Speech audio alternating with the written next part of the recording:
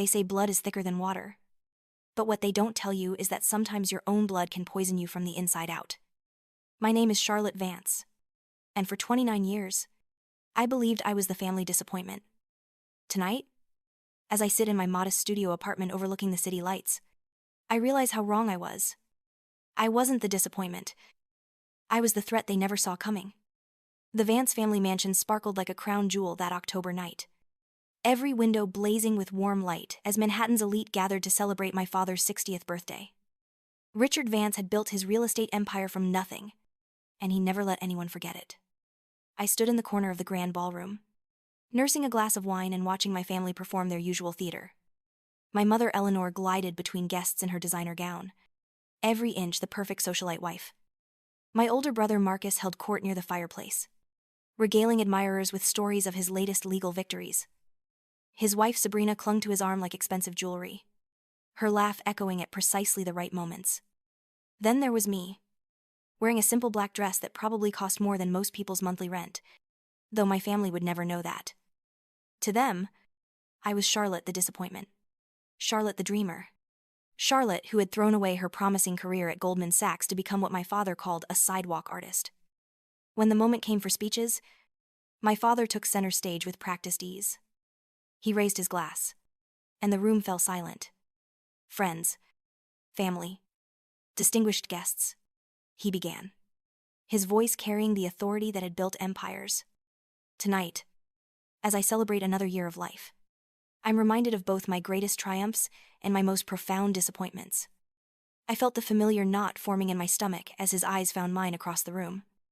My son Marcus has exceeded every expectation, building one of the most prestigious law firms in the city. But my daughter, he paused, letting the silence stretch like a blade. My daughter chose to throw away her potential. She abandoned a lucrative career to play with numbers in some fantasy world.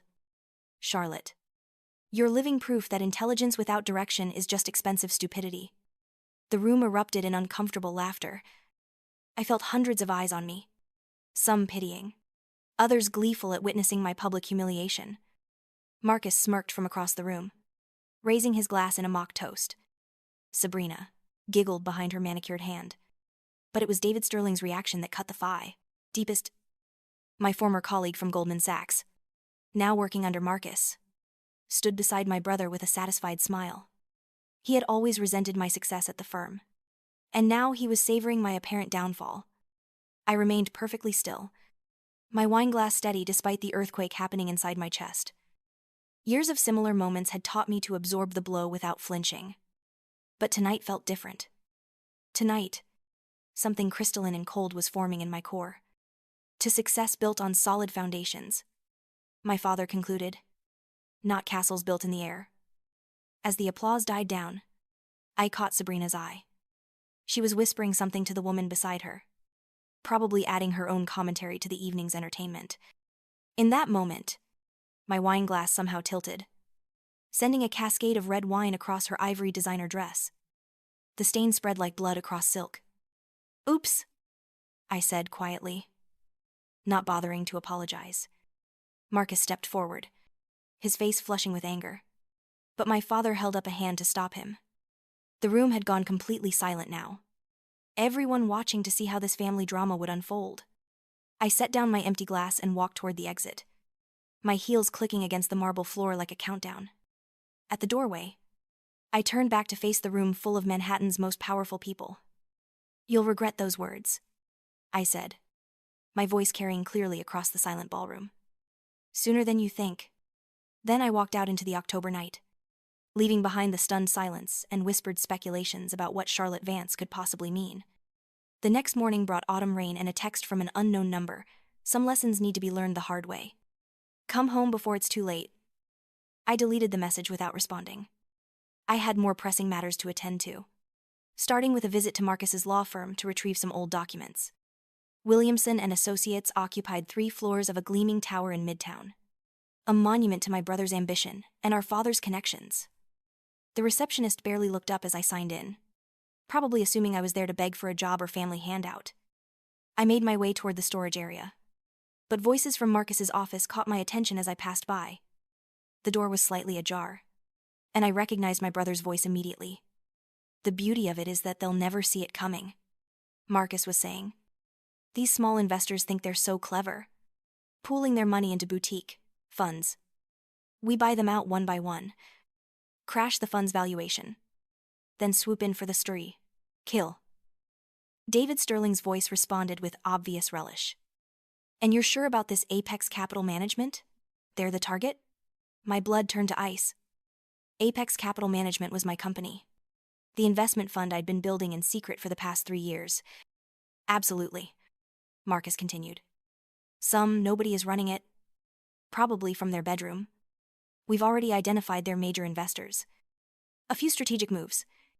And the whole thing will collapse like a house of cards. David laughed. That idiot Charlotte probably doesn't even know this world exists. She's probably still playing with her little spreadsheets, thinking she understands finance. I stood frozen in the hallway, listening to them plan the destruction of everything I'd worked for. The company they were so casually discussing wasn't run by some nobody. It was mine. And in 3 years of careful being, strategic growth, it had become something they couldn't even imagine. Taking a deep breath, I pushed open the door and stepped into Marcus's office. Both men looked up in surprise, their conversation cutting off abruptly. Don't stop on my account, I said calmly, settling into the chair across from Marcus's desk. You were just getting to the interesting part about Apex Capital. Marcus's face went pale, then flushed red. Charlotte, what are you doing here? And how long have you been listening? Long enough, I replied, meeting his gaze steadily. You know, Marcus, it's fascinating to hear your business strategies. Though I have to wonder if you've done your homework properly this time. David Sterling leaned forward, trying to regain his composure. Charlotte, you don't understand the complexities of high-level finance. I turned to look at him, letting silence stretch until he shifted uncomfortably. David, you always did underestimate people. It was your biggest weakness at Goldman Sachs, and I see it's only gotten worse. Standing up, I smoothed my skirt and looked between them. Gentlemen, a word of advice. When you're planning to hunt a predator, make sure you know exactly what kind of animal you're dealing with. Sometimes the prey you're stalking is actually the one setting the trap. I left them sitting there in confused silence. My message delivered. But I knew this was only the beginning. A week later, I received a formal summons to Marcus's office for what the message called a family intervention regarding your future. When I arrived, I found the whole family assembled in Marcus's conference room like a tribunal.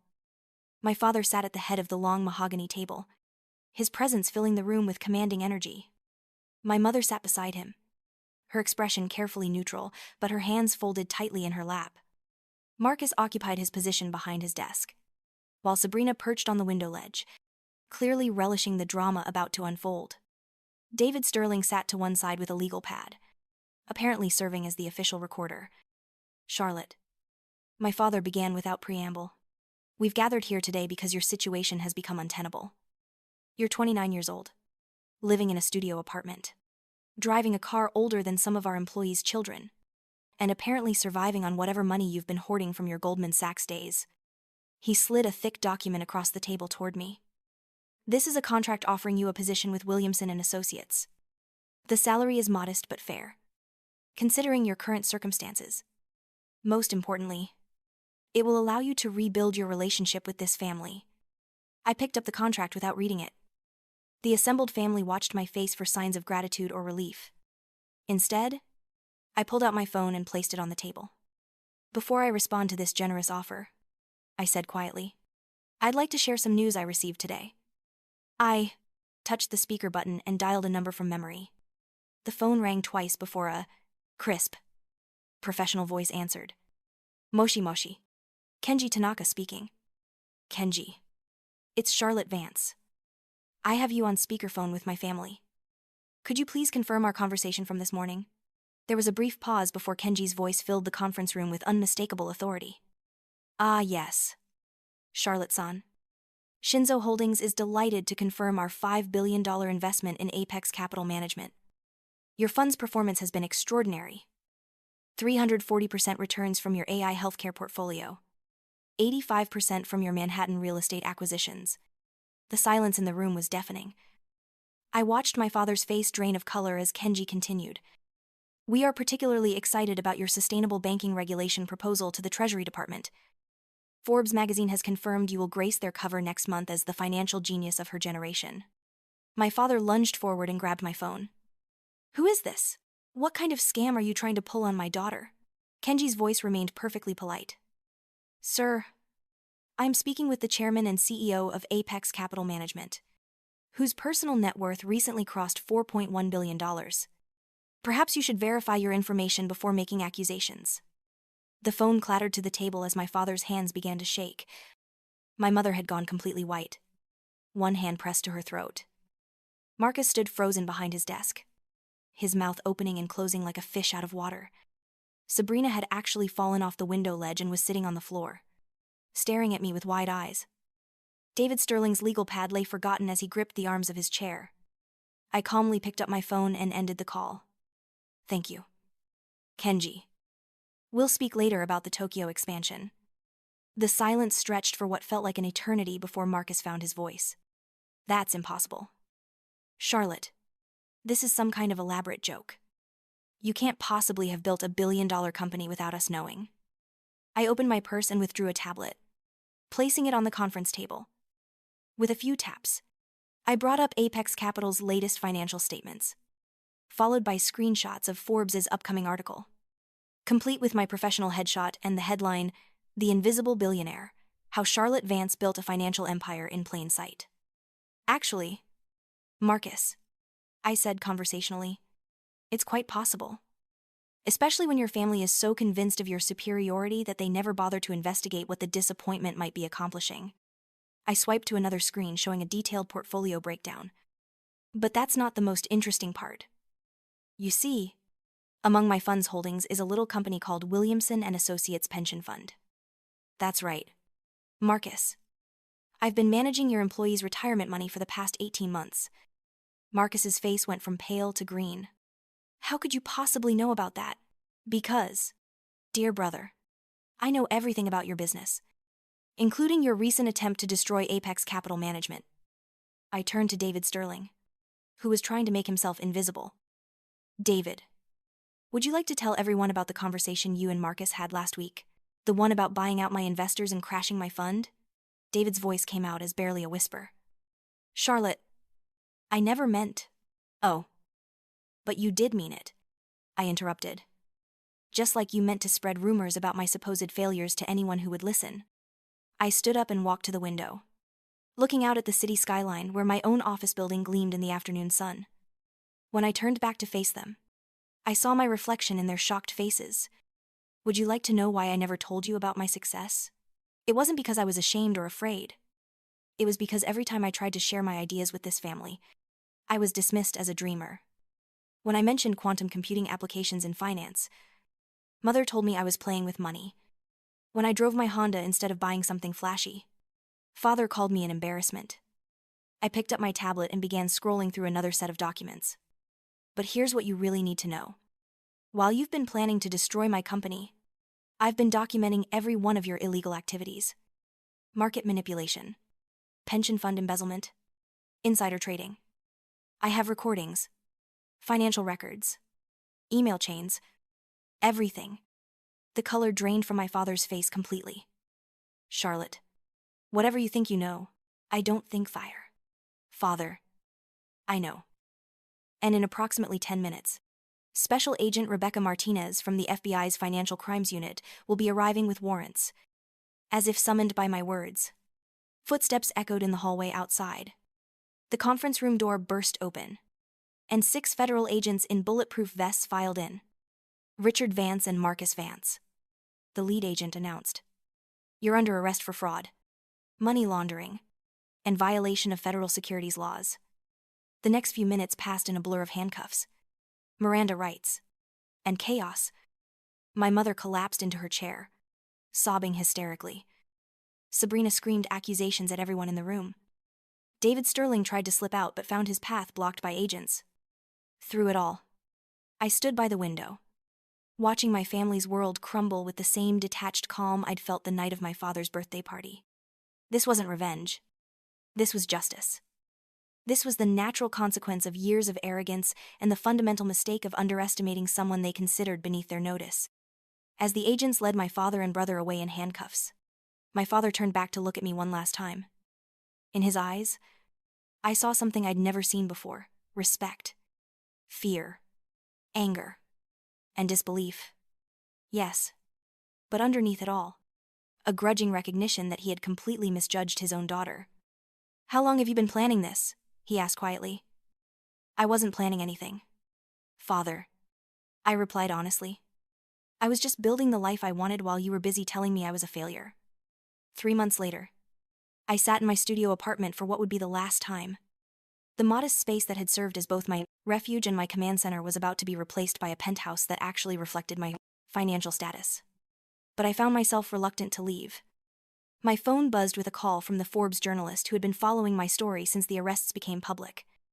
The article had already generated unprecedented response, not just for the financial scandal, but for the deeper story of family dynamics and hidden success. "Charlotte, I have to ask," the journalist said. "Do you feel vindicated by everything that's happened?"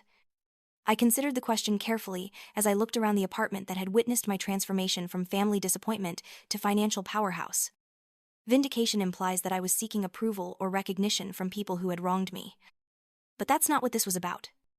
I built Apex Capital because I believed in my vision, not because I wanted to prove anything to my family. But surely there's some satisfaction in their recognition of your success? Recognition from people who only respect you after you've proven your worth isn't really recognition at all, I replied. It's just fear dressed up as respect. After the interview ended, I walked to my window one last time to look down at my Honda Civic. Tomorrow, I would drive it to my new penthouse, not because I couldn't afford something better, but because it represented who I was when I didn't have to prove anything to anyone. The doorbell rang, interrupting my contemplation. When I opened it, I found my mother standing in the hallway, looking older and more fragile than I'd ever seen her. She was carrying a small wrapped package.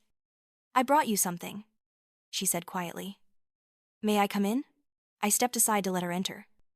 She looked around the studio apartment that she had once dismissed as evidence of my failure, taking in details she had never bothered to notice before: the sophisticated technology setup, the financial journals organized with military precision, the expensive art that reflected cultivated taste rather than flashy display. "I never really looked at your life before," she admitted, settling into the chair by the window. I saw what I expected to see instead of what was actually here. She handed me the package, which contained a framed photograph I recognized immediately. It was from my college graduation, one of the few times our entire family had genuinely smiled together. I was wearing my cap and gown, clutching my finance degree, surrounded by parents and a brother who still believed in my potential. "I found this in your father's study," she said. "He kept it on his desk all these years, even when he was saying those terrible things about you in public. I think maybe he always knew you were special, but he was too proud to admit he'd been wrong." I held the photograph, remembering the young woman who had stood there 8 years ago, so eager to make her family proud. She had no idea that the path to success would require her to stop caring about their approval entirely. "I've been thinking about what you said at Marcus's office," my mother continued, "about having a choice to make. I want to understand who you really are, Charlotte. Not the daughter I thought I knew, but the woman you've become."